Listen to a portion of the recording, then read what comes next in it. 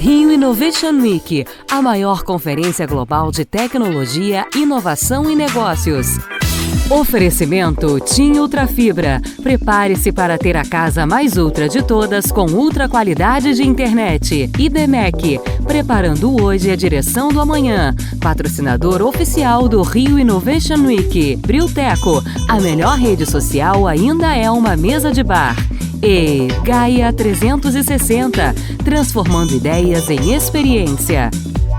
Beto Largman, do Rio ETEC, da Band News FM, aqui diretamente da Rio Innovation Week 2024. Estou recebendo mais um convidado para falar sobre educação. É o Pedro Carvalho, da EduPulses, e a gente vai conversar sobre gamificação, sobre como engajar esses alunos que estão tão perdidos nas telas, né? Seja bem-vindo ao Rio ETEC. Muito obrigado, Beto. É um prazer estar aqui com vocês, aqui na Band News, e falar sobre esse tema que é tão caro para a gente. É um tema que eu venho estudando desde 2020, né, para como a gente consegue reter a atenção daquele aluno, como é que a gente pode usar a tecnologia a favor do educador. E como é que você se envolveu com isso? Qual é o teu background, Pedro? Conta pra gente. Perfeito, Beto. Eu sou economista de formação e desde 2015 eu empreendo nesse setor. Então eu trabalhei bastante tempo com grandes instituições de ensino, né? E depois, dentro de sala de aula, eu percebi a necessidade de dar mais voz para os alunos. Eu tinha muita dificuldade de reter a atenção deles por mais tempo. Então a gente começou a desenvolver algumas atividades, criou uma plataforma gamificada com quiz, com nuvem de palavras. Até eu fui um dos clientes do Pedro no passado, muito legal. Chegou a usar o quiz competitivo e o objetivo é exatamente esse, criar um ambiente de flow, criar uma situação mais confortável para o aluno participar de forma engajada e contribuir com seus colegas. E aí o educador ele se torna mais um facilitador da construção daquele conhecimento, através das atividades colaborativas e gamificadas. E como funciona assim com as escolas? E eu fico imaginando que alguns professores têm uma certa resistência a esse tipo, né, de intervenção na área deles. Como é que está sendo a recepção? Como é que funciona?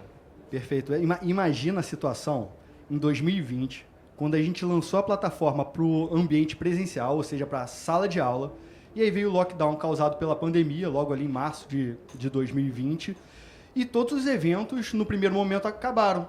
E depois eles migraram para o online. E aí eu conversava com os meus colegas professores, né, e eles falavam assim, nossa, eu estou dando aula agora para um monte de tela preta. Por quê? Está todo mundo com o microfone desligado e a câmera desligada. Então, como é que eu sei que a pessoa está prestando atenção naquele conteúdo? Como é que ela vai ser capaz de aplicar aquilo? No início, o grande medo era, eu vou utilizar uma atividade gamificada e aí eu vou ter a comprovação de que, de fato, eles não estão prestando atenção. E foi interessante porque eu vi eles aplicando e tendo essa resposta, essa responsividade por parte dos alunos e eles cada vez mais se engajando, né? Isso aumentou, inclusive, a nota de desempenho desses professores. Então, é uma quebra um pouco de barreiras, de paradigmas, como é que eu vou trazer metodologias ativas num ambiente que é tradicional.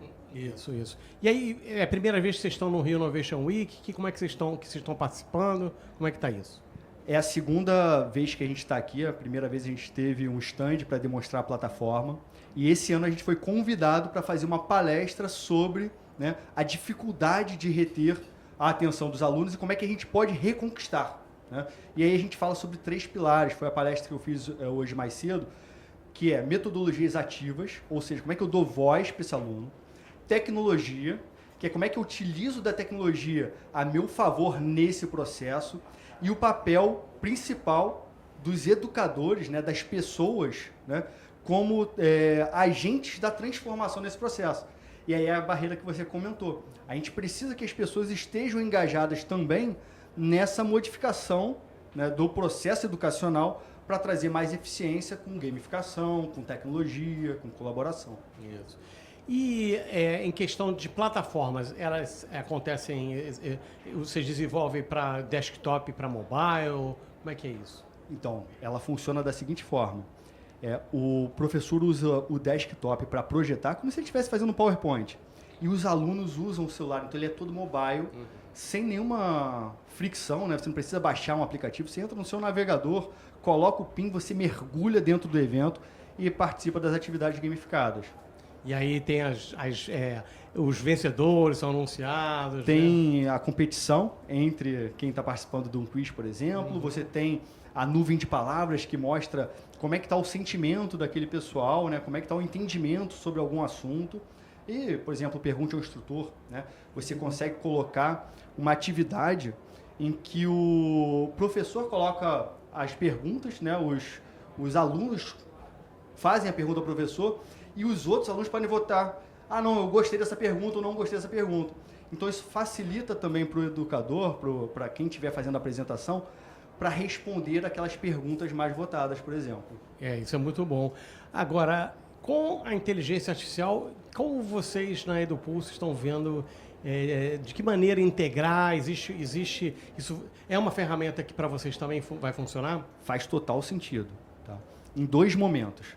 Primeiro, como o educador, como a instituição, ela define as atividades ou define a apresentação dela. Com o uso de inteligência artificial, eu fiz isso essa semana, eu pego um tema, por exemplo, Revolução Francesa, e eu consigo gerar não só os conteúdos para a minha apresentação, mas as perguntas com as alternativas e a alternativa correta para poder testar o conhecimento dos participantes. Esse é o primeiro momento. E depois, eu tenho uma aula que eu tenho a participação ativa dos alunos, né?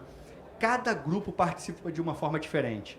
Como é que eu faço a leitura de como é que foi o envolvimento desse grupo naquele aprendizado? E aí a inteligência artificial entra também, né, hidratando um relatório que seria, fulano respondeu tais perguntas, acertou isso, acertou aquilo. Muito vago, né? Muito vago, ele consegue dar mais assertividade. Então ele fala assim, olha, esse aluno, ele está com uma carência sobre tal temática dentro da Revolução Francesa. Ou nesse daqui ele está dominando melhor o assunto e ele pode seguir adiante. E aí, com isso, obviamente, é um canhão para você resolver as carências de cada aluno. Legal. Vocês estão presentes no Brasil todo? Como é que... Brasil todo. É um acesso direto online, né? Você entra em edupulse.io e já pode criar uma conta gratuita. Inclusive, a gente tem versão gratuita para as pessoas começarem a conhecer, criar essa barreira, acabar com essa barreira, né? De acesso às atividades interativas. E depois você tem planos com mais atividades, mais possibilidades de acordo com a sua seleção. Então você pode escolher de qualquer lugar do Brasil para usar o EduPulse. Legal. Então eu conversei aqui com o Pedro Carneiro, eu falei Carvalho, mas é Carneiro. É Carvalho e Carneiro também. Carneiro de Carvalho. Da EduPulse, muito legal. Educação, tecnologia, inovação, engajamento dessa geração Z aí que tá difícil. Vocês ajudando aí pro pessoal se envolver com a educação de uma maneira mais fluida, como você falou, no flow, como você falou. E a gente termina essa entrevista aqui no flow. Até a próxima. Beto Largman, aqui diretamente da Rio Innovation Week 2024, voltando para falar com a Dani Junco, que é da B2Mami, e ela vai explicar essa história pra gente. Seja bem-vinda aqui no Rio ETEC, que é o nome dessa coluna aqui. Obrigada, feliz de estar com vocês. Bom, eu sou Dani Junco, eu sou mãe do Lucas, sou fundadora da B2Mami, que nasceu lá em 2015, quando eu me vi grávida e muito sozinha. E muito confusa com o que ia fazer com a minha carreira, inclusive. E eu imaginei que fosse só eu, porque eu entrava na LinkedIn, né? Todo mundo feliz. Eu minha carreira. LinkedIn? É LinkedIn. Sou demitido feliz, sou contratada, fico tão feliz. Aí eu olhava no grupo de mães, todo mundo amava as crianças. Eu não amava nem o filho, nem o trabalho. Eu tava muito confusa. Eu falava, cara, o que eu fiz da minha vida? E eu falei, onde o povo reclama, né? E eu coloquei numa rede social que tava doendo demais em mim, lá em 2015. Equilibrar a vida materna e profissional. Eu queria saber se tava doendo em mais alguém. Aí eu escrevi, vamos tomar um café? E aí eu esperava 4 mulheres e foram 80. Então, doía em mais alguém. Então, a minha primeira formação, eu sou farmacêutica, neurocientista, e estudei fenômenos sociais de transição de movimentos e resolvi estudar a transição de carreira das mulheres depois da maternidade. E descobri números muito ruins, lá em 2015 para 2016, como a cada 10 mulheres, 4 perdem seus empregos depois da licença maternidade e tem muita dificuldade de retornar até o 2º ano. Então, estudando esses movimentos de transição, eu resolvi que eu queria fazer alguma coisa sobre isso. Eu queria tornar mais mães financeiramente livres para tomar decisão consciente. E a B2Mami nasce lá em 2016 com esse grande objetivo. Então... Mas aí você começou sozinha? Eu já empreendia. Eu tinha uma agência de publicidade para marketing farmacêutico. Eu trabalhava para grandes multinacionais farmacêuticas. E as minhas sócias, na época, estavam comigo. E eu lembro de entrar, Beto, e falar assim, cara... é com vocês, mas eu não sei mais o que é. Mas isso que a gente está fazendo não faz mais sentido para mim. Eu acho que nasce uma mãe, nasce uma ativista. E o que eu estava fazendo ali era fazer dinheiro, comprar blusinha, fazer blusinha, comprar dinheiro, andar. E eu não estava entendendo o que eu estava fazendo. E a grande pergunta do meu filho mudou tudo, que foi: mãe, por que você trabalha? Eu nunca soube responder o porquê que eu fazia o que eu fazia. Ninguém nunca tinha me perguntado por que eu fazia o que eu fazia. Ele me deu a luz. Ele me submergiu de um lugar muito raso, que eu estava me afogando. E aí eu perguntei para as minhas sócias da época da agência, vocês querem... Eram todas mulheres? Todas mulheres, né? E eu falei, vocês topam a gente olhar para uma transição de carreira? Que assim como acontece com as mulheres que eu tô olhando, né? E aí teve esse primeiro encontro da Bitumami em 2016, aí fizeram mais uns 5, 6, 7, 8 encontros. E aí, Beto, começou a levar tempo demais da comercial do time, né? Então eu era CEO e CEO tem que trazer o cheque. E aí eu falei, cara, não quero mais trabalhar para isso que eu estou trabalhando. Eu queria dedicar a minha vida para a Bitumami e para as mulheres em transição de carreira. Mas eu gosto de dinheiro e eu gosto de transformar propósito em dinheiro também. E eu falei, dá para fazer as duas coisas. E eu vi uma propaganda. Eu achei muito legal falar da Rio Innovation Week e de estar aqui, porque eu não estava num ambiente de inovação. Eu não sabia o que era startup, escala, lá em 2016. Eu não fazia a mínima ideia dessas nomenclaturas todas. E aí eu vi uma propaganda, assim. Se você tem uma dor e a solução não está muito clara, mas que você é um mercado endereçável gigante, vem aqui que a gente vai te ajudar a criar um modelo de negócio. Já ouviu essas coisas de aceleradora, né? Sim. Aí eu falei, uau, é isso! A dor é grande, as mulheres, as 80 já tinham virado quase 2.000. Caramba, 2.000. Mas aí nesse momento que... Era só encontro. Vamos que... Mas não tinha nenhuma nada. plataforma, nem... Só que começou eu falei, cara, isso aqui tá tomando tempo demais. E aí eu escutei. Eu falei, cara, será que dá pra transformar esses encontros num modelo de negócio? Quando eu cheguei na aceleradora e perguntei, será que dá pra encontrar? Fiz a mesma coisa? E aí eu ouvi pela primeira vez a frase que podia ter destruído tudo, que eu acho que muitas mulheres escutam, mas foi a frase que me impulsionou, né? Sou nordestina, minha mãe me criou forjada no impossível. E o cara falou assim... Isso é muito difícil. Sorry. Só pra dizer que não dá. E aí eu lembro que ele falou, olha, Dani, não dá pra você ser acelerada aqui, porque entre ser mãe e CEO, você vai ter que escolher. Porque ou você vai ser uma péssima mãe ou uma péssima CEO, porque as duas coisas são full life, assim. Isso lá em 2016... Dá pra ouvir. É raro, é novo, viu? Vai falar isso agora, mas lá a gente construiu esse novo momento. E aí eu escutei aquilo num ambiente de 100 e poucas pessoas.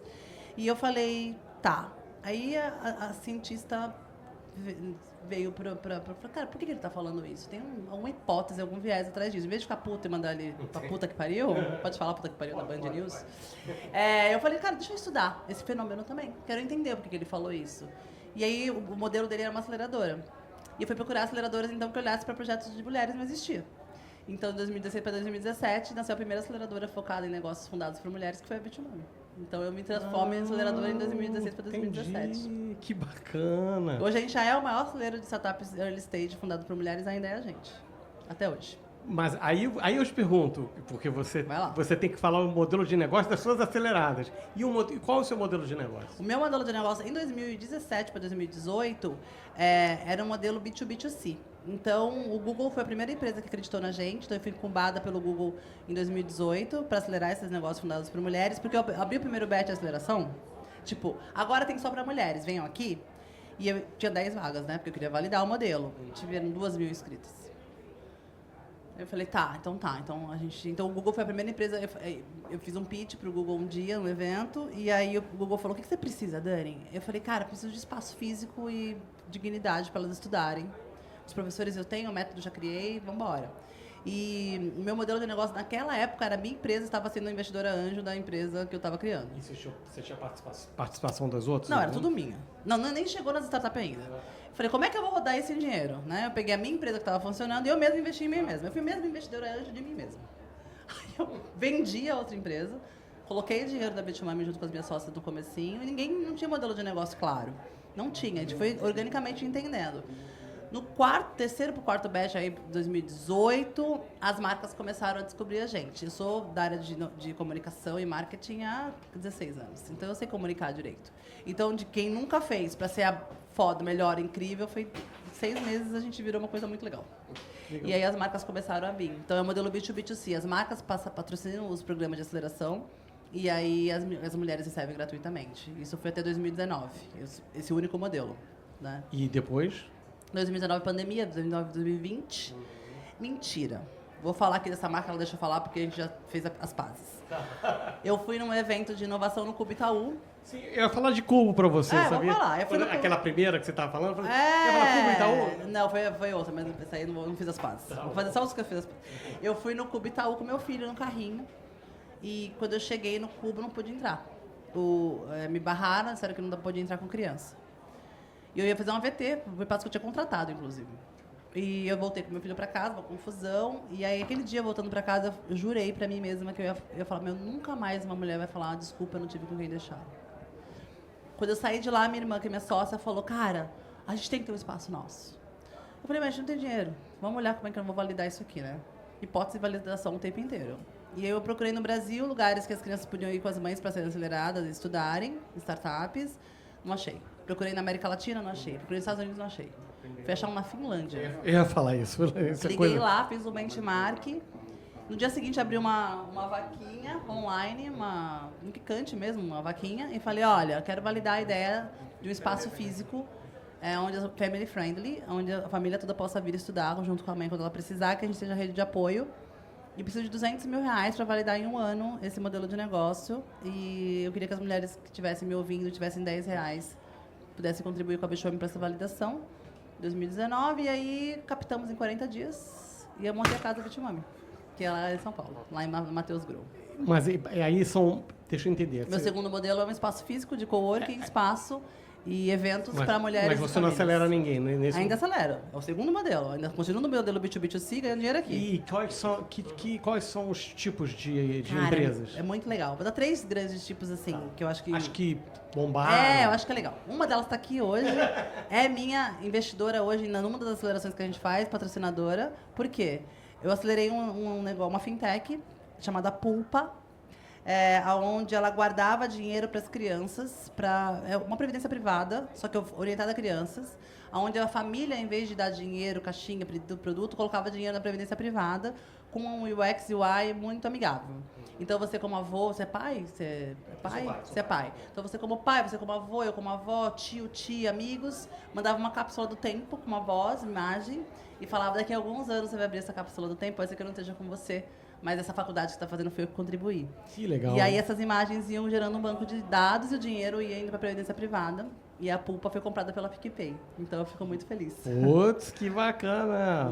Parabéns. Mas você ia falar mais duas. A segunda é na área de... Cara, por exemplo, escola, né? Um puta no mercado gigantesco. Sim. Então toda criança tem que ir para a escola. E hoje, como é que você procura escola? Batendo perna. Você não consegue achar uma escola onde você consiga ver review de pais, qual é o método, quanto custa. Até para saber o preço, tem que ir na rua e perguntar quanto custa. A School Advisor, por exemplo, é um Google das escolas, onde você precisa só colocar o bairro que você quer que a criança estude e ela te entrega um relatório completo. É São Paulo ou é Brasil? Brasil, é? Brasil. Eu achei muito legal também. School Advisor. School Advisor. Incrível. A terceira chama São Paulo para Crianças, que agora está no Brasil inteiro, que é um Gym Pass de passeios, que é super interessante. A Pri tá aqui também, uma super empreendedora. Elas estão todas aqui, inclusive, viu? Super cases. E a São Paulo para Crianças hoje uma plataforma de fan pass, né? Para as pessoas, para as mães levarem os filhos para passear, para os pais levarem os filhos para passear, saberem onde está, quanto custa, comprar desconto com bilhete com desconto, e as empresas podem colocar como benefício corporativo passeios para as crianças também durante os finais de semana. Então, são empresas que a gente acelerou na Bichome. Muito legal. E peraí, você já esteve aqui no Rio Innovation? O Rio Innovation Week, eu tenho um caso de amor. Porque olha só, olha o plot twist que vai acontecer agora. Eu palestrei na primeira edição. Eu palestrei desde a primeira edição. Em que setor? Na área de inovação e tecnologia. E aí, eu palestrei na primeira, palestrei em várias. No meio do caminho, eu conheci o Carlos, né? Que é o dono da Arca Hub, da Sai do Papel e da Rio Innovation Week. Sim, sim. Aí eu falei, Carlos, vamos conversar? Aí ele foi lá para São Paulo. E a gente conversou e eu falei, eu tenho muita vontade de ter uma casa Bichome no Rio de Janeiro, né? Minha comunidade é muito grande de carioca. Eu tenho 100 mil mães hoje na minha plataforma. Putz, sensacional. E aí eu falei, vamos testar o Rio? E aí, no final do ano passado, eu inaugurei a casa Bichome Rio junto com o Carlos aqui. Aonde é? Em Ipanema, lá dentro da Arca. Aonde? Na Ipanema, ali dentro da Arca Hub do Carlos. Que é do Carlos, é perto da Praça... ali em Jangadeiros. Isso. Ah, que legal. Cara, um puta projeto de impacto social que a gente está fazendo aqui no Rio. São 6 programas gratuitos para mulheres moradoras daqui. A gente também está dando bolsa de estudo em universidades para mães cariocas. Então, várias coisas que eu estou fazendo com o Carlos. E esse ano que você está me entrevistando é muito especial, porque eu palestrei em um dos palcos nos últimos anos. Aí, nesse último, eu falei, eu quero um palco só meu, porque faz... Sim, só porque sim. E aí, hoje é a primeira vez que tem uma arena só dedicada à maternidade, que é a Betumami, com mais de 20 palestras, 25 palestras falando desse mercado. E tá rodando aqui dentro do... Eu nem consegui vir, mas eu quero ir lá dar uma olhada. E aí, a gente tá hoje aqui com uma arena da Betumami, com o tema específico dentro do maior evento de inovação da América Latina, que é para falar que a gente não é um nicho, né? A gente é metade da população e mãe da outra metade. O cara falou, é difícil, né? É difícil, né? Nicho. Eu adoro falar que é nicho. Eu falo, como que pode ser nicho? Qual é o teu conceito de nicho? Não tem, são 69 milhões de mães no país. Nasce um bebê a cada 20 segundos. Né? Se tudo der certo, vai continuar nascendo. Então, de que jeito isso é nicho? Me dá uma explicação que isso é nicho, né? Tem, obviamente, desafios diferentes de outros desafios de pessoas que não são mães, mas como isso pode ser nicho, né? E embalar a outra geração que está chegando no nosso colo, cansado, exausto, sobrecarregado e subjugado. Então, como é que a gente consegue fazer um lugar diferente? Aí eu agradeço o Carlos, a Rio Innovation Week, por mais um espaço. E parabéns para você. Obrigada. Putz, demais. Mas eu conversei aqui com a Dani Junco, da Betumami. Sensacional essa iniciativa. Tem um espaço inteiro, Arena né? A Arena Betumami, ou seja, ela chegou lá e vai mais longe. Era o hangar inteiro depois, tá? Só vou deixar aí. aqui para dar spoiler para ano que vem, entendeu? Muito obrigado pela sua participação. Muito legal. Parabéns carinho. mesmo. Obrigada. Beto Largman, do Rio ETEC, voltando aqui da Rio Innovation Week 2024. Agora eu vou falar com a Natália Castan, que é do grupo Unite, e ela vai falar de uma iniciativa bacana que ela está fazendo em São Paulo. Qual foi a origem desse desejo? Fala, Beto, tudo bem? Boa tarde, é um prazer estar aqui. Eu sou Natália Castan, sou CEO, proprietária do Grupo Unite. A gente nasce no ano de 2000, então é uma empresa que já está estabelecida há 24 anos no mercado. Como uma derivação natural de uma empresa de call center, a gente migra para uma empresa de tecnologia, então a gente tem essas duas verticais, um business muito voltado para call center, numa linha de call center humanizado, um atendimento que seja diferenciado, que seja um diferencial para a marca, né, um atrativo para a marca e não um detrator, como muitas vezes acontece. Isso. E aí, essa derivação para a tecnologia, como uma spin-off do Grupo Unite, onde a gente desenvolve, então, uma plataforma de atendimento CRM, Omnichannel, com todos esses canais que são fundamentais para o relacionamento entre a marca e os seus clientes. Acontece que, com a pandemia, Beto, as pessoas de um call center foram trabalhar de suas casas. E a gente, com a nossa estrutura localizada no Tucuruvi, na zona norte de São Paulo, muito próxima ali do metrô Tucuruvi, que liga a zona norte à zona sul. É a linha azul do metrô, é a última estação do metrô. A gente ficou com um espaço ocioso, porque as pessoas foram trabalhar de suas casas, né? Os operadores de telemarketing, no Grupo Unite a gente chama de orientadores, porque é o que eles fazem, né? Eles orientam o trabalho dos clientes, e a gente passou a ter aquele espaço e falar, poxa, não pode ter um espaço como esse, maravilhoso, localizado aqui na Zona Norte, sem ter nada. E a gente começou a entender, bom, o que nós poderíamos fazer aqui que pudesse ser atrativo para a nossa região, que a gente está há quase 20 anos aqui, que pudesse ser interessante para os nossos negócios também, que os clientes pudessem ver valor e também a nossa equipe, os colaboradores, quem está conosco ali. E dali nasce a ideia da Casa Uni, que foi lançado, inaugurado agora em junho. Então, ele é um hub, é o primeiro hub de inovação instalado na Zona Norte e que tem como objetivo gerar conhecimento, inovação e negócios do Tucuruvi para o mundo, né? Porque não vai acontecer só lá, é dali para o mundo. Então, é uma iniciativa que tem um braço de formação muito importante, e isso para os nossos profissionais e também para quem é da região. Então, você imagina, profissionais de tecnologia e também de atendimento, numa era com inteligência artificial, onde o desenvolvedor, em pouco tempo, ele já não vai ter mais essa necessidade tão grande de, a gente brinca de bate-tecla, né? De ficar codificando tanto. O que ele vai precisar ter?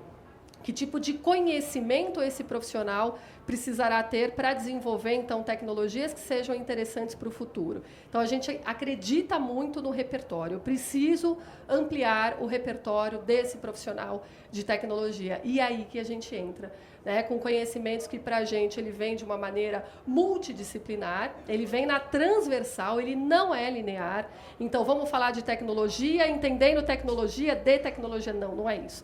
Então, lá, por exemplo, a gente vai ter exposições de artistas da região, a gente vai ter mostras, né? A gente vai ter lá, a Zona Norte é muito forte em hip-hop, ela é muito forte no samba, que é o berço do samba, né? Nasce ali na Zona Norte. Grafite também, a gente tem um museu de arte aberta urbana maior, MAAU, né? Que é o Museu de Arte Aberta Urbana do mundo, está ali na Zona Norte, em Santana, com profissionais, o Binho, a Lari, que são referências mundiais, e estão ali na nossa região. Então, a gente vai trazer esses artistas e muitos outros que tem na região, justamente ajudando a divulgar o trabalho deles e ajudando a ampliar o campo de visão dessas pessoas que são de tecnologia e que precisam realmente ampliar o seu repertório para fazer uma entrega de trabalho que seja de valor e mais aderente com essa inovação e com tudo isso que a gente está vivendo de grandes mudanças num curto espaço de tempo.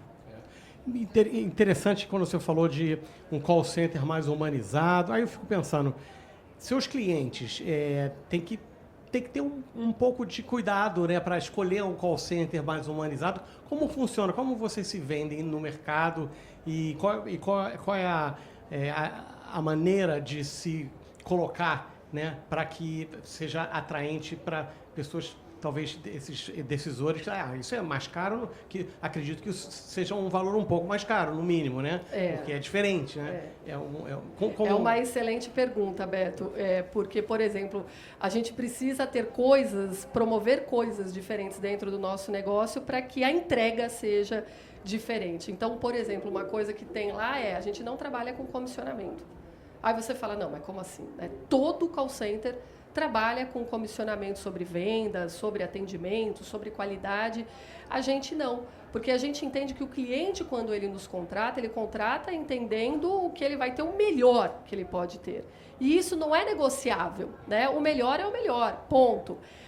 E eu até fiquei feliz que eu li recentemente, acho que foi ontem, uma matéria na NVIDIA, do presidente da NVIDIA aqui no Brasil, dizendo que eles não têm comissão, a área comercial não recebe comissionamento. Eu falei, olha que bárbaro, né? Porque é também de uma empresa de tecnologia que também tem uma área comercial e vem na contramão com essa ideia de comissionamento e que acaba alterando o eixo da importância do negócio, que é o quê? É o cliente. Não é a comissão. Quando você coloca na comissão, você vai tracionar todo um negócio para que aquela pessoa ali na ponta receba a comissão, mas aquilo necessariamente não é o melhor para o cliente. E aí você acaba, né, deslocando o eixo daquilo que mais importa numa empresa. Então, a gente tem isso, a gente tem uma forma de contratação muito cuidadosa, uma forma de capacitação que é completamente diferente, né, do que os call centers costumam entregar. Então, por exemplo, a gente tem uma visita presencial no cliente, obrigatoriamente esteja ele onde estiver. Então, a gente tem cliente, por exemplo, lá em Manaus, né, clientes em regiões assim que às vezes não chega nem avião, então tem que uma parte de avião vai de ônibus, vai de não sei o que, até chegar no cliente. A gente não abre mão disso, porque é aí que a gente diferencia um do outro, é aí que você se torna um especialista. Então, tendo esse cuidado, né, não só na contratação, na capacitação, como também na liderança, na gestão dessas pessoas para conseguir fazer uma entrega diferente. Agora, é aquilo que você falou, não são todos os clientes que valorizam isso, né? E não é à toa que você vê tanta coisa acontecendo no mercado. Tem cliente que valoriza o resultado pelo resultado, não é o resultado pela qualidade, atendendo o cliente, etc. E aí você tem essas que não são as melhores práticas que acontecem. Então, o que há verdadeiramente, Beto, é uma grande conexão de valores com o contratante que vê valor nesse tipo de entrega que a gente faz, humanizada, cuidadosa, que coloca sempre o cliente dele, né? Que não é nem o nosso cliente, é o cliente dele, que está ali no centro das nossas pesquisas e das nossas entregas. É todo mundo que enxerga valor nisso? Não é. Então, por isso que a nossa entrega é para poucos, é justamente para essas empresas que valorizam esse tipo de atendimento. Olha, mas você já me deixou mais otimista com o ser humano, ao saber que tem empresas, que tem gestores de empresas, né, Sim. que pensam nisso. Sim. E aí isso é uma cadeia, porque esses gestores contratam vocês e vocês estão fazendo aí de um espaço que está um pouco ocioso, estão fazendo, né, um hub de atrações de ensino, de arte, de conteúdo. Perfeito. que vai agregar na vida desses seus funcionários e que vai fazer o trabalho ser... Então é um ciclo virtuoso, maravilhoso. Exatamente, né? Isso, Beto. Muito legal. Muito legal. Já está rolando desde junho que você está falando? Desde junho, já tem uma agenda. Nosso curso de formação vai começar agora no dia 20. A primeira turma começa no dia 20 de agosto e termina no dia 13 de dezembro, se eu não me engano. São 4 meses, são 4 módulos. A gente já tem os seminários, 2 seminários previstos agora para os próximos meses, tudo dentro desse primeiro semestre. Um que fala sobre a Zona Norte, vai trazer números, então para quem é de lá, para quem precisa melhorar seus resultados, precisa entender aquela região para conseguir melhores resultados, a gente vai, durante 3 dias, é um seminário de 3 dias, a gente vai falar muito sobre a região, com pessoas que são da região e com um mapeamento fantástico que a gente vai fazer. Também a gente tem um seminário maravilhoso para os jovens. O tema é mais ou menos assim, o meu hobby pode virar profissão? Uma coisa super atual, da economia criativa. Quer dizer, a molecada não precisa necessariamente pensar em terminar ali um estudo para entrar numa operação de call center, por exemplo, para virar caixa no supermercado. Se ele tem algum talento, né, seja na grafite, seja numa tatuagem, né, que é uma coisa tão bacana, ele pode eventualmente seguir nisso. Então a gente vai tratar sobre esse tema com essa ideia de economia criativa, trazendo números e dando insights. E ali serão para os jovens, né? Esse público vai ser para os jovens. Qual a capacidade de atender? Quantas pessoas? Ali deve caber umas 150 pessoas. Bastante gente. É uma estrutura linda, maravilhosa, que a gente fez com o maior cuidado.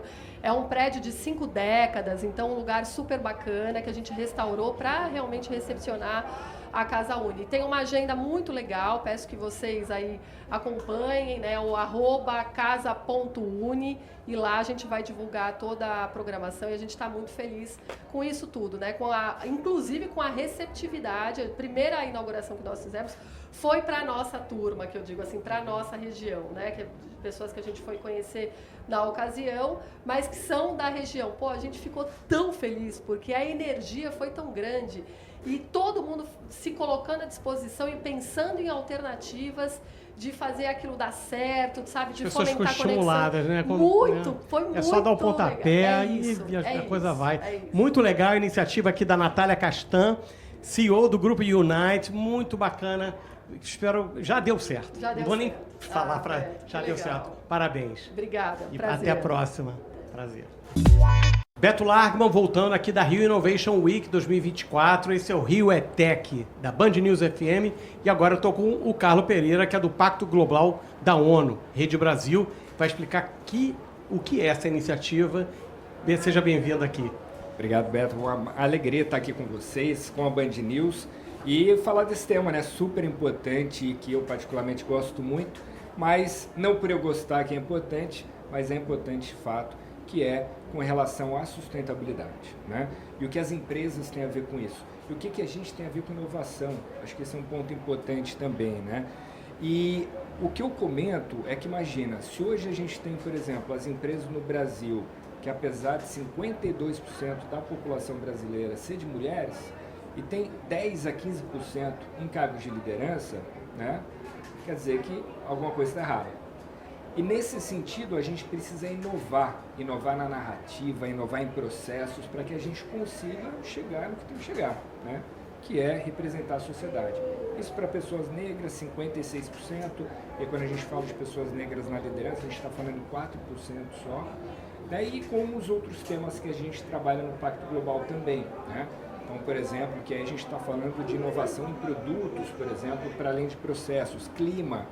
Então, a gente sabe, tem toda essa discussão de clima, esses eventos climáticos extremos. Rio Grande do Sul está aí, né? Foi ontem. E tudo que aconteceu, e infelizmente muitas outras coisas vão acontecer em todos os lugares do Brasil e do mundo. E ali a gente tem que fazer o quê? A gente tem que inovar muito fortemente para que a gente diminua as emissões de gás de efeito estufa. E para além disso, infelizmente, já não basta mais fazer só isso, a gente precisa inovar também para que a gente tenha cidades, empresas mais resilientes, né? Então é nisso que o trabalho, que o Pacto faz. Reúne as empresas, reúne a liderança empresarial para que a gente consiga discutir de maneira bem pragmática esses temas, né?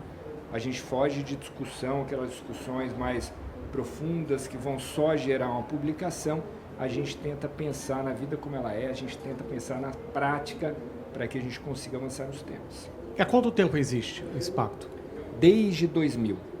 Então, estamos há quase 25 anos. É isso. E o Brasil, você tem os seus pares, né, no mundo. Como o Brasil se posiciona em relação aos problemas, os maiores problemas, né, ou as maiores virtudes? Olha, o Brasil, pensando em impacto, né, é muito comprador dessas iniciativas, né? Então tem várias dessas iniciativas similares ao pacto e o Brasil está sempre ali nas primeiras posições. Com o pacto não é diferente, né? Então são 90 redes ao redor do mundo que cobrem 164 países e o Brasil, em número de empresas, que é o nosso foco, claro, é o maior do mundo, né? E o maior do mundo também no número de projetos, número de iniciativas, tamanho da equipe, estrutura. Então, de fato, o setor empresarial brasileiro responde muito bem a isso, né? E aí aquela pergunta que sempre faz, fala assim, olha, Carlos, mas quer dizer então que o setor privado brasileiro é um dos melhores que existem em sustentabilidade? Muito honestamente, eu digo que sim, Uma coisa é de fato o país, é um país sem renda média, muito desigual, então a gente sai na rua, né, ou mesmo dentro da nossa casa, a gente vê uma série de problemas característicos de países em desenvolvimento. Mas, ao mesmo tempo, quando a gente compara as empresas, tá, é aquilo, todo e qualquer país do mundo tem muitos problemas e quando se trata do setor empresarial, a gente vai ter uma nata de empresas que são muito avançadas no tema, assim como é o Brasil, né? E depois você tem uma massa de empresas ali que estão mais respondendo à legislação, né? E no Brasil não é diferente, então eu responderia que sim, o Brasil ele é bastante avançado em questões de sustentabilidade. E em questões de tecnologia, a gente está no evento de tecnologia, sim, de inovação, como você vê o Brasil e como você vê as possibilidades de inteligência artificial, que foi o assunto, né? Realmente é uma tecnologia, está num nível de hype absurdo, mas ela veio para ficar, diferente de metaverso, por exemplo, que aquilo era fogo de palha, isso não, veio para ficar, tá rolando, as empresas estão usando, né? Como você vê o Brasil inserido nisso, as empresas preparadas para isso, em comparação ao resto do mundo?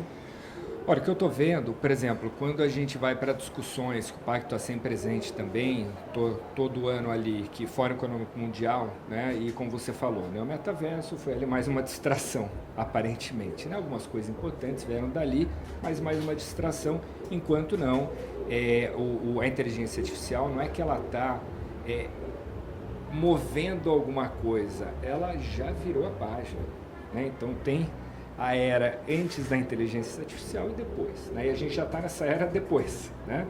E sem dúvida as coisas vindo com uma velocidade muito grande. O que eu traria da discussão aqui, para além de Brasil e pensando no mundo como um todo, incluindo o Brasil, existe um medo muito grande, né? E inclusive eu incluiria as Nações Unidas, as discussões são colocadas ali, de isso, na verdade, como por exemplo a internet, né, que sempre foi considerado como uma maneira de popularizar o acesso à informação, né, e gerar também, qualquer pessoa acaba sendo um gerador ali de informação, de conteúdo, né? Não é o que acabou acontecendo. Não é o que acabou acontecendo isso também, mas uma série de problemas em volta, né? Inclusive questão de democracia em vários países, enfim, a gente está numa fase de uma polarização absurda do mundo e certamente essas empresas de tecnologia contribuíram muito nesse sentido. Voltando para a inteligência artificial, a discussão que eu tenho acompanhado, que nos preocupa bastante, é o quanto que de fato ela vai ajudar no desenvolvimento dos países que ainda precisam se desenvolver ou na verdade vai aumentar ainda mais esse fosso, né? Essa é uma preocupação muito grande, porque, legal, quer dizer que inteligência artificial ela vai abrir oportunidades de emprego, né, sem dúvida nenhuma, mas onde vão ficar esses empregos? E a gente sabe que, sobretudo, isso em qualquer país, ela vai reduzir, na verdade, muitos postos de emprego. Né? Então, principalmente os de menor qualificação, que é o caso, principalmente os de menor qualificação, que é o caso dos países em desenvolvimento. É isso. Então, por exemplo, a gente viu, pensando em Brasil, eu vi no Fórum Econômico Mundial que foi completamente embebido de inteligência artificial, tive a oportunidade, enfim, ver Sam Altman falando assim, para 20 pessoas e várias outras pessoas importantes desse setor. E aí, de fato, assim, é um pouco assustador que a gente não vê muito claramente o Brasil tão empenhado na discussão. Né? Isso preocupa. Tem sim, né? Por exemplo, o G20 tem uma pauta específica para isso, mas eu fico um pouco preocupado de como a gente está andando. Com relação às empresas, não é minha área de conhecimento, mas o que eu venho debatendo com os CEOs, conselheiros de administração, é que as empresas estão bem atentas, né? Porque é isso, quem não tiver vai ser atropelado. É aquilo que a frase que eu gosto, né? Mais do que a inteligência artificial vai tomar o teu emprego, uma pessoa usando que vai tomar, né? Isso é um fato, né? Então, as empresas indo da pessoa, do CPF para o CNPJ, as empresas que não lançarem mão desse tipo de coisa vão estar fora do jogo. A gente já está com... Nosso tempo é curto, e o seu é curto, que eu estou sabendo. Vou falar sobre essa renda mínima universal, que seria, talvez... Isso é factível? Como é que esse debate existe? Porque várias... Harari fala nisso, né? O Bill Gates, que para solucionar esse problema desse exército de inúteis, como chama o Harari, só mesmo a renda mínima universal. Esse debate acontece? Esse debate é um debate muito forte. Né? A gente vê os especialistas aí comprovando, enfim, dos dois lados, né, você consegue ter estudos. Né? Mas muita gente pesada, como você falou, desde Bill Gates, Harari e vários outros aí, que defendem muito isso. Né? Fato é que, pelo menos programas de distribuição de rendas, por exemplo, no Brasil, a gente vê o quanto foram bem-sucedidos. Né? Então, é claro que a gente está falando de uma outra coisa aqui, mas que vai para a mesma linha. Né? Então, é claro que assim, eu não tenho uma posição específica com relação ao tema, mas sim, me parece que, enfim, mais e mais gente está alinhado a essa discussão. Né? Até porque é isso que a gente está dizendo.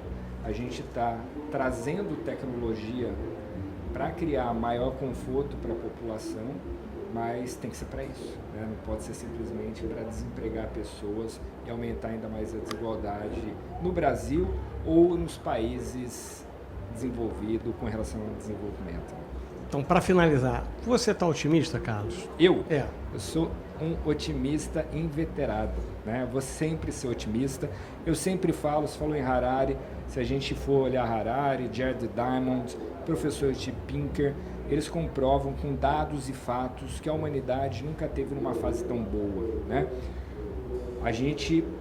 Para que a gente conseguisse chegar aqui, a gente foi criando problemas que são difíceis da gente lidar, por exemplo, a crise climática, né? Então, a crise climática, ela está se colocando, como o próprio presidente Obama fala, como o principal desafio da humanidade contemporânea, né? Fato é que eu acho que, de novo, se a gente tira uma foto hoje da humanidade, compara com 50 anos atrás, a gente está muito melhor. A gente tem muito a melhorar, né?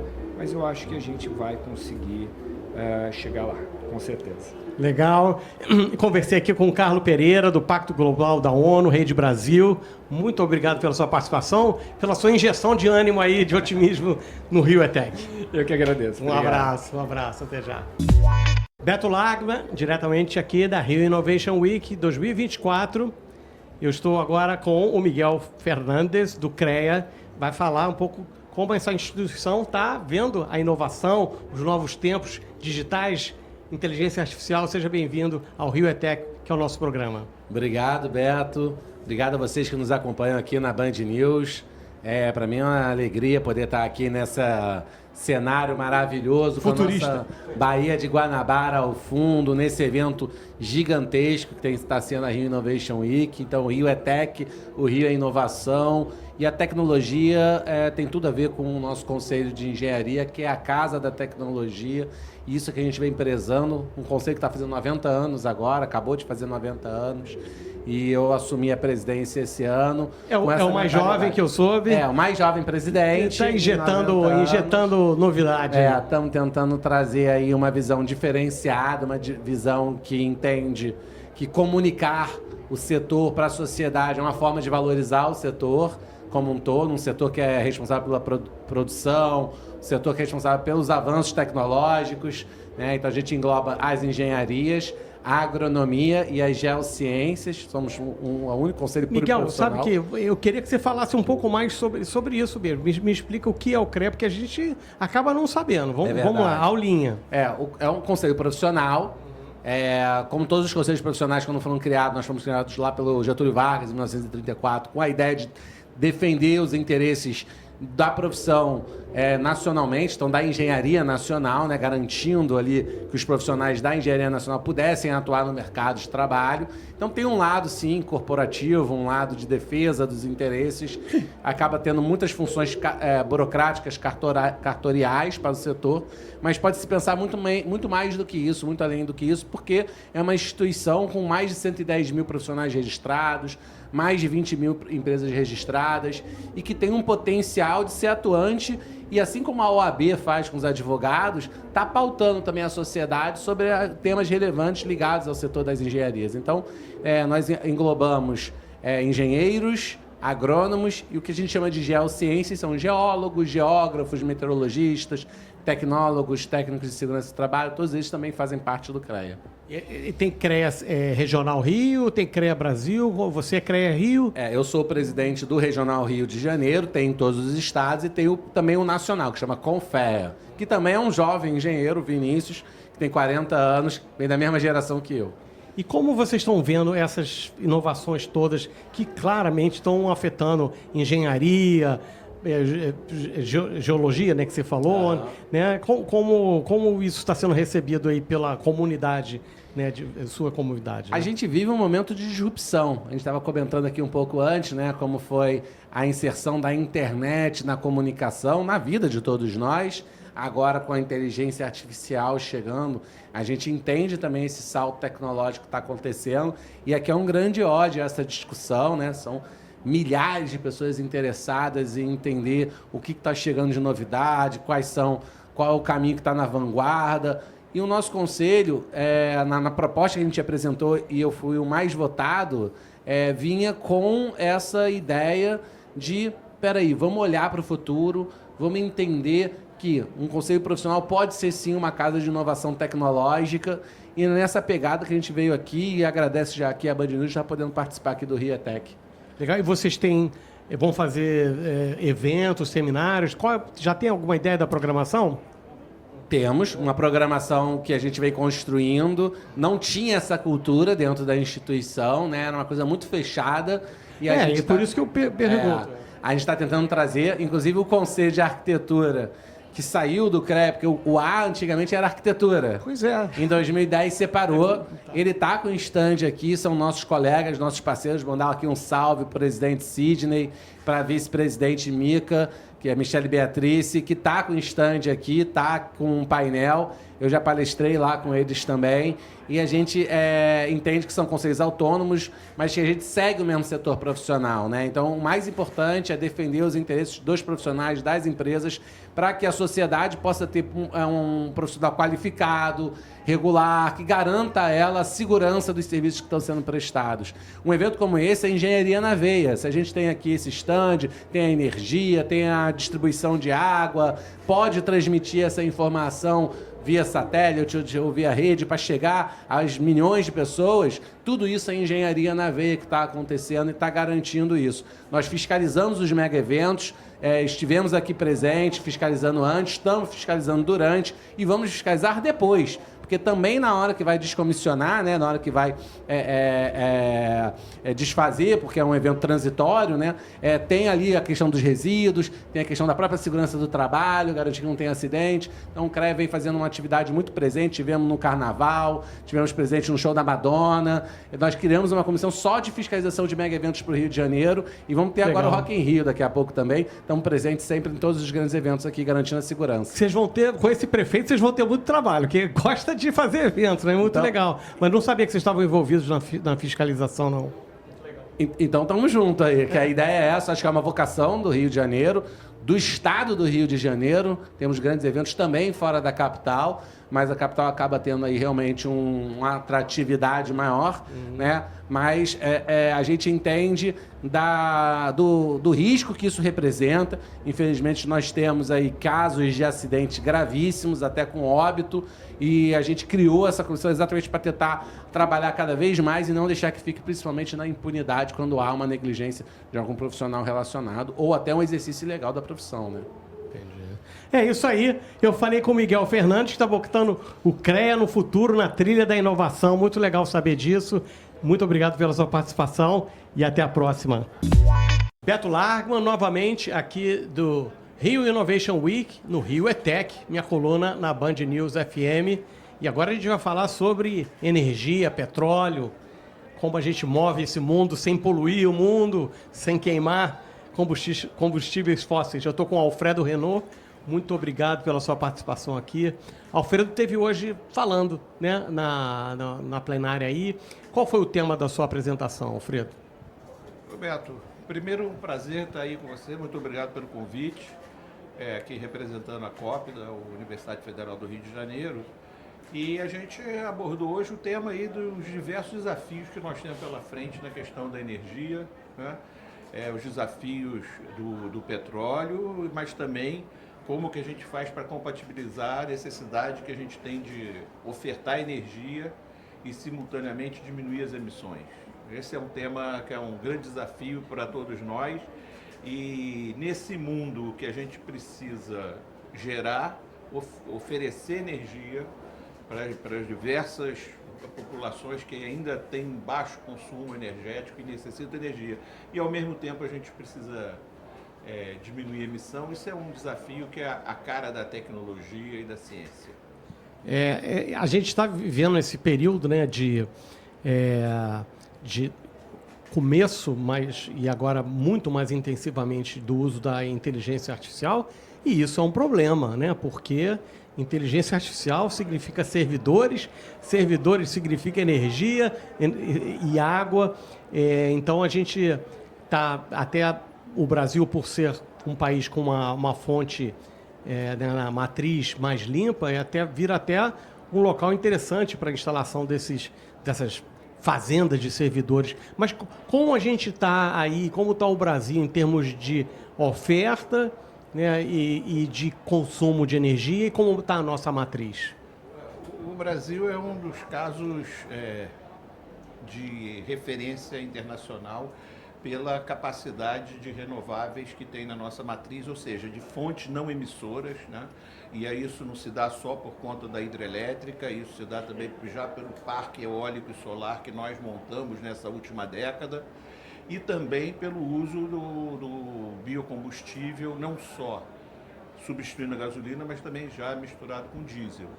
Então, nós estamos num caminho muito avançado na relação que a gente precisa da energia com a emissão, né? Comparativamente com outros países. O nosso problema na emissão se concentra fortemente ainda na pecuária e no uso da terra, né? No desmatamento. O Brasil é um dos raros casos em que a energia não é o principal problema para as emissões de CO2. Me fala um pouco mais sobre esse problema das emissões ou de energia na agricultura, no pasto. O que acontece exatamente? Não, o que acontece, primeiro, que o desmatamento é um fenômeno que seria a melhor captura de CO2, a natural, que é feita pela floresta, né? Então o desmatamento tem um preço enorme que a gente paga por ele. E, ao mesmo tempo, a pecuária tem a geração de gases que são graves para o efeito estufa e que tem que avançar muito tecnologicamente para a gente evitar essa emissão.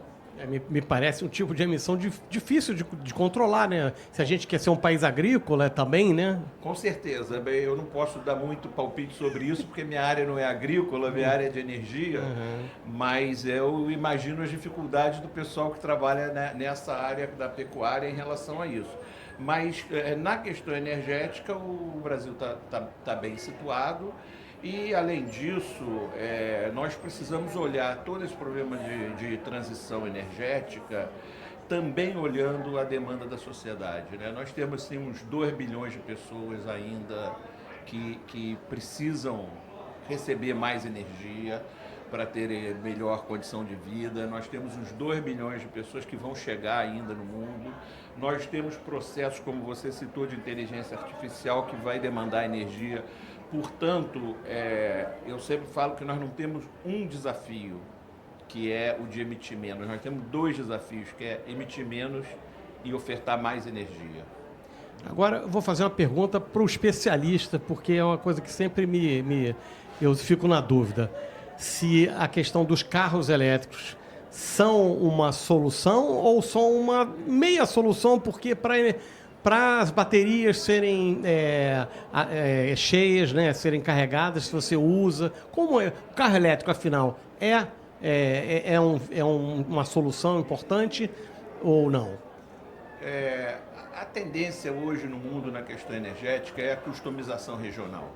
Nós vamos ter cada vez mais uma pulverização, uma maior distribuição de fontes energéticas, uma pulverização das fontes, e vamos ter um aspecto do peso que determinada fonte energética tem para uma determinada região. Como nós estamos vendo o que está acontecendo com a eólica no Nordeste, por exemplo, né? Então, essa customização regional, ela vai trazer alguns pontos relevantes para a bateria. Por quê? Países como o Brasil, que tem uma força no biocombustível, terão esse processo da entrada do carro elétrico, de certa forma, mais moderado por conta do papel que o biocombustível tem na nossa matriz de combustíveis líquidos, né? E outra coisa muito importante que a gente tem em relação a isso é que a gente vive em condições de centros urbanos, vamos falar para ser educado, vamos falar um pouco mais caóticos do que os centros urbanos dos países desenvolvidos, né? Então, a possibilidade de você ter a logística de recarregar as baterias de uma forma distribuída numa cidade que precisa de uma estruturação enorme para poder levar essa fonte de recarregamento para as baterias dos automóveis. Então, esse é um processo que obrigatoriamente vai ser extremamente lento. E as células de combustível, né, hidrogênio, isso está avançando? Lá fora eu vejo avançando um pouco. A gente está um passo atrás ainda do ponto de vista tecnológico, se comparado com os carros elétricos e com os biocombustíveis, né? Certamente o que se tem hoje é uma gama enorme de pesquisas nos mais diferentes temas que trazem a possibilidade da gente fazer essa transição energética de uma forma sólida, né? De qualquer maneira, está muito claro que o papel do petróleo e do gás natural ainda vai ser um papel bastante duradouro, em função da demanda de energia que a sociedade tem e de que esses processos são processos que se constroem ao longo do tempo, e por isso mesmo eles são chamados de processos, né? Assim, quantas décadas a mais uma proeminência, né, uma maior utilização de combustíveis fósseis você acha que... Dando um chute sem compromisso comigo. Essa pergunta aí é pergunta de $1 milhão? Só falta falar, sem compromisso é muito difícil, com compromisso é pior ainda. Mas, de qualquer maneira, o que a gente tem é metas muito rígidas para 2050, né? todas as metas de net zero estão voltadas para 2050. Tem que avançar muito, são 25 anos e muita coisa tem que avançar. As tecnologias estão, como eu te falei, diversas tecnologias nesse momento em fase de estudos e de implementação, muitas delas, né? Mas a gente sabe a qualidade do petróleo como energético é algo impressionante. Por quê? Porque ele tem uma mobilidade incrível com segurança, né? Você tem dutos espalhados pelo mundo inteiro, então é um energético que tem um ponto para explodir muito difícil de ser atingido, não é trivial. Então, assim, a concentração energética num barril é algo fantástico. Não é à toa que ele dominou o mundo ao longo desse... O custo-benefício de um barril ainda é... Eu acho que a gente tem que levar em conta o custo da emissão. Claro que tem que levar em conta o custo da emissão, mas esse é um ponto que a sociedade precisa construir consensos com base no bom senso, né? Nem falar que o problema das emissões não existe e fechar os olhos para ele, e também não pode falar que a gente vai viver sem petróleo daqui a 2 anos, 3 anos, porque também não vai, e a sociedade não suportaria o ônus de falta de energia que isso acarretaria. Então, o que a gente está precisando construir, e isso é uma coisa que não é só no problema energético, em vários temas, o que a gente está precisando é construir posições de equilíbrio, né? Maior diálogo entre os diferentes pontos de vista, e tanto os que têm como veemência a questão ambiental, como os que têm como veemência a negação dessa questão, precisam ter um pouco mais de cautela e menos radicalização para a gente achar um ponto em que a sociedade não fique sem energia e que a gente possa diminuir as emissões. Palavras sábias para fechar esse nosso rápido papo. Gostaria que fosse mais longo, mas já deu para ter uma noção de como o Brasil está, como o mundo está, né? E eu agradeço muito a sua participação aqui no Rio ETEC, Alfredo. Um prazer grande, Beto. Obrigado. Obrigado e até lá. Beto Largman, aqui novamente da Rio Innovation Week 2024. Esse é o Rio ETEC e a gente vai falar agora sobre startups com o Júnior Rodrigues, que é da Associação Brasileira de Startups. Vai dizer como é que está o negócio, como é que está o panorama, que tipo de startup está dando certo. Ainda tem aquela coisa de que de cada 100 startups, 90 e tantos morrem, né? Uma coisa assim, né? Seja bem-vindo. Olha, obrigado. Esse número aí a gente está trabalhando para reduzir ele, né? Porque o cenário hoje atual do Brasil em termos de startups, a gente tem várias diversificações, né? Quem está ali no early stage, a gente estava no aquecimento até o ano passado. Esse ano, a gente fala que não está mais na era no inverno das startups. A gente entrou na era glacial esse ano, literalmente, porque a redução de investimentos foi drástica, né? Por quê? Explica para os nossos espectadores que não acompanham esse mercado. Legal.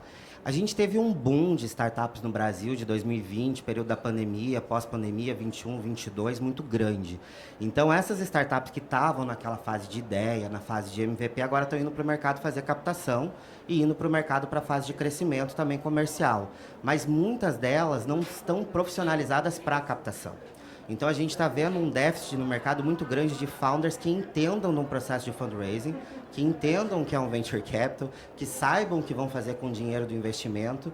E isso hoje está sendo uma grande dificuldade para a gente ajudá-las, né? Então, hoje, dentro da minha área da B Startups, é o que eu estou mais focado, né? Hoje eu cuido da área de negócios e venture capital. Então, eu tenho 134 fundos lá com a gente hoje. Desses 134, eu tenho 102 nacionais e 32 internacionais.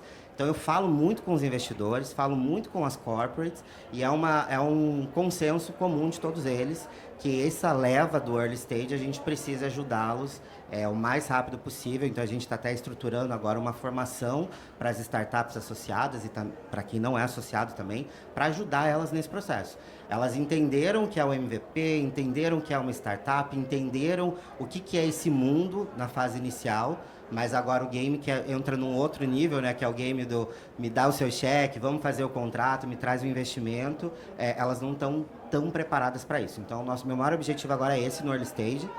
Mas, falando de startup geral, a gente tem startups aí na fase de tração, na fase de escalas, que são grandes cases de sucesso. A gente tem várias ali com a gente hoje na BS também. E a gente fica muito feliz vendo essa leva de empreendedores ali da época da pandemia, 2019, 20, 21, entrando já numa fase de scale-up, com rodadas altas, e algumas já aí são grandes futuros unicórnios, né? Grandes promessas de unicórnio para o Brasil. Então, eu vou dar uma traduzida no que ele falou. Porque é muito termo técnico, né? Vamos falar, unicórnios são empresas que valem com $1 bilhão. 1 bilhão, que valem mais de $1 bilhão. E a gente começou a ter mais recentemente as brasileiras, né? VTEX, quais são as... São mais de 30 unicórnios nesses últimos anos, que já nem são mais unicórnios, né? Sim. Algumas já são corporates, né? iFood, C6, Nubank, enfim. Mas, assim, olhando o Brasil, a gente tem hoje um potencial para se tornarem nesse valor de mercado de 1 bi. Não é uma jornada fácil, é uma jornada de muitos anos, mas a gente está esperançoso. Mas, em termos de unicórnio, o Brasil é um grande celeiro a nível América Latina. Hoje, sem dúvidas, a gente é o país com mais unicórnios em termos de país, assim, olhando México para baixo, né? A gente deixa os Estados Unidos não compara, né? Porque ali é gigante, mas o Brasil é um grande celeiro hoje de unicórnios a nível América Latina para o mundo, né? E bons unicórnios, boas empresas, né? Com resultados muito positivos. Dessas pós-pandemia que você falou, me cita umas 2, 3 que são, se não são unicórnios que vão ser, que deram muito certo. Quais que... Uma que está até com a gente, é um dos mantenedores hoje da Base Startups, é a Nomad. Né? A Nomad é uma startup aí que ela passou por uma rodada, se eu não me engano, o valuation dele já passa dos $200 milhões. Não me lembro exato quanto que está, mas é uma grande promessa. Né? A Nomad é uma que está escalando, crescendo cada dia mais com uma... Aquela de dinheiro de remessa, é isso? É uma para investimentos internacionais. Né? Tem algumas outras, né, como a Remessa Online também. A gente teve o próprio C6 Bank também, que é uma startup. Eu só não me lembro a época da fundação, mas eu sei que teve um crescimento muito ali na época da pandemia, pós-pandemia. Então, a gente teve várias startups aí de cases de sucesso, já consolidadas, e outras vindo como grandes promessas. No caso, a Nomad é uma que eu faço muitos votos porque eu gosto muito deles, tem uma gestão muito boa, a equipe ali diretiva é fantástica e são grandes parceiros do ecossistema de inovação. E dessas mais no estágio inicial, chamado early stage, né? São de que área? Quais são as áreas mais comuns aí? Eu vejo que finanças tem muito, né?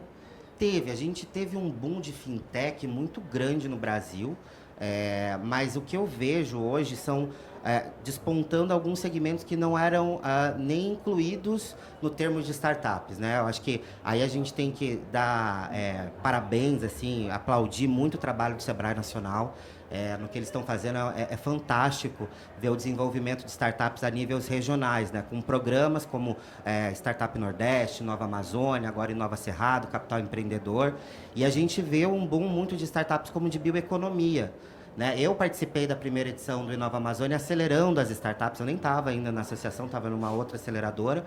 E a gente acelerou a minha turma foram mais de 90 startups na Amazônia, né? Focados em bioeconomia, em fazer a economia gerar, mas mantendo a floresta de pé. A gente está vendo agora um boom muito grande também de startups vindo da transição energética. Então, muito olhar ali de hidrogênio verde, transição, energia limpa. Biogás, essas biogás. Coisas. Então, aquela coisa do fintech, varejo, saúde, a gente está vendo outros segmentos entrarem assim, com força a nível Brasil, e a gente incluindo esses segmentos que até então não eram vistos como tem potencial de ser uma startup. Então, a gente está trazendo eles para o jogo e fazendo essa mentalidade startupeira tomar todas as regiões do Brasil, né? É lindo de ver o resultado que a gente vem alcançando na Amazônia, por exemplo, né? A gente vê startups levantando rodadas agora de 1, de 3, de 5 milhões. E os gringos, os fundos gringos devem gostar, né? Quando vê alguma coisa assim. Eles gostam, mas... Se os números são bons também. Eles gostam, mas eles estão muito ainda aprendendo a manusear o mercado brasileiro. Porque tem uma série de questões ainda no mercado de venture capital no Brasil que a gente precisa ter ajustes para uma competitividade internacional, né? Mas isso que está acontecendo hoje, tanto no Nordeste, Amazônia e Centro-Oeste, é muito trabalho, tanto de fomento, governo, a gente tem a FINEP ali fazendo um trabalho de incentivo mesmo, de levar esse fomento, de levar esse capital. Tem o trabalho do Sebrae, porque as startups que são aceleradas ganham bolsa de investimento também por parte do Sebrae, e alguns grupos de anjos se formando, focados nesses segmentos, olhando essa região.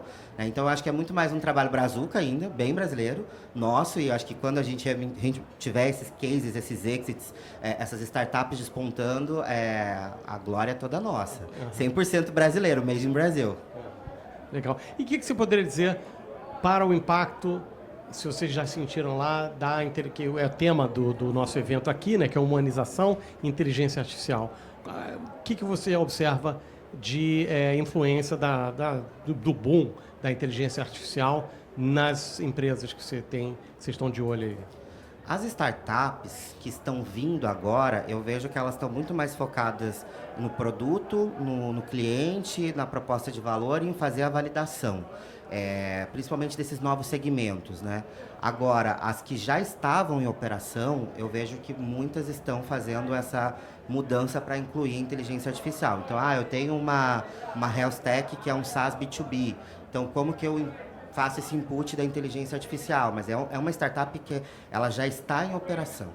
Não é essa que está em desenvolvimento, nascimento dessa leva empreendedora 23, 24, né? O tema está latente em todos os segmentos. Acho que inteligência artificial, depois de ChatGPT, virou um desejo para todo mundo quer saber, quer incluir, quer trabalhar, mas ainda para essa leva nova de empreendedores ainda estão aprendendo, né? Estão entendendo como que funciona, mas porque estão preocupados com a validação nesse momento. As já em operação, tração em escala, eu vejo que isso já não é uma das prioridades, vamos colocar assim, top 3 delas de poder trabalhar e até para ter uma sustentabilidade e escalabilidade do negócio. Porque a gente sabe que a inteligência artificial pode substituir muita coisa, e isso em termos de capital de risco, para o investidor ajuda muito, porque significa que ele não vai queimar o dinheiro tanto com mão de obra ou com alguma automatização que precisa ser manual, que a própria inteligência artificial vai ajudar nisso. Então, falando agora do futuro, o inverno acabou? Não, ainda não.